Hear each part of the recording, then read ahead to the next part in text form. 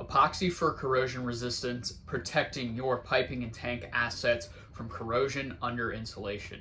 Guys, there's a couple different things that you can do to protect those assets from corrosion under insulation, and this is one of the biggest failure spots that we see in the industrial sector. You have a piping system or a tank that has been insulated, and you have a ton of corrosion underneath. It's a very difficult problem to deal with, especially because a lot of times you don't even see it until you go for an inspection 5 years, 10 years, 20 years down the road, and now you have a big problem to fix, right?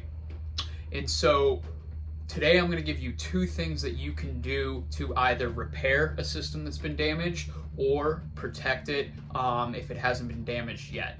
So with this, jumping into the repair, this is typically where most people call, hey, I had insulation, now I have an issue.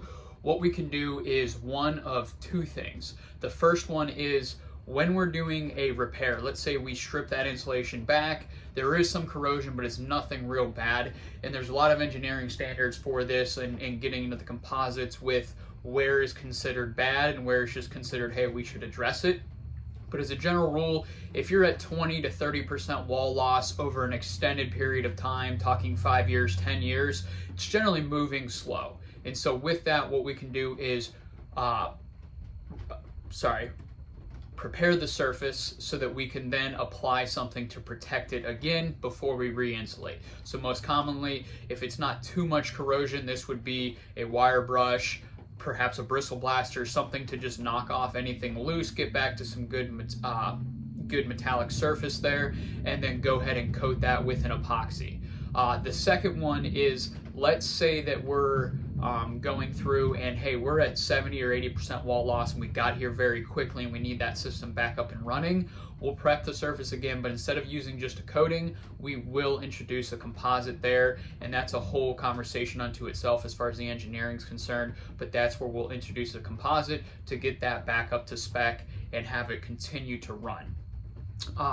One of the big things with why you're going to use a coating is the obvious nature of you're having a moisture, you have a heat change through there, so the moisture is building up underneath the insulation, and the insulation generally just acts to trap that there and cause a continual corrosion cell, causing lots of issues, right? So when we put this barrier down, what we're doing is we are blocking the substrate from the moisture. We're not necessarily going to stop the moisture, although in many cases there's enough material there to drop the heat transfer that the moisture generation falls off significantly. But again, we don't really care. All of our epoxies are geared to keep the moisture off the pipe and not care that there is any moisture on top of it. They're all, suitable for immersion surface.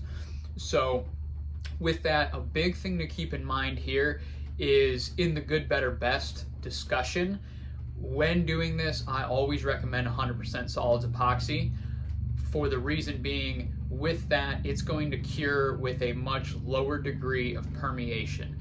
Epoxies, unfilled, can be permeable, but if you fill them correctly, and most of your epoxies for corrosion resistance are already filled correctly with whatever it may be, it's going to have a much better permeation resistance than, say, a solvented system. Again, in other situations, solvented systems are great. They're snap cure. You can get a higher functionality resin in there, as well as a whole other host, especially when you want to go with thin film systems. But specific to this, I always recommend 100% solids so that we can make sure we're not putting down a coating and saying, hey, this is protecting the substrate, put the insulation back over, and then have moisture that is then migrating back through, and then you get subfilm corrosion and all sorts of other problems that pop up.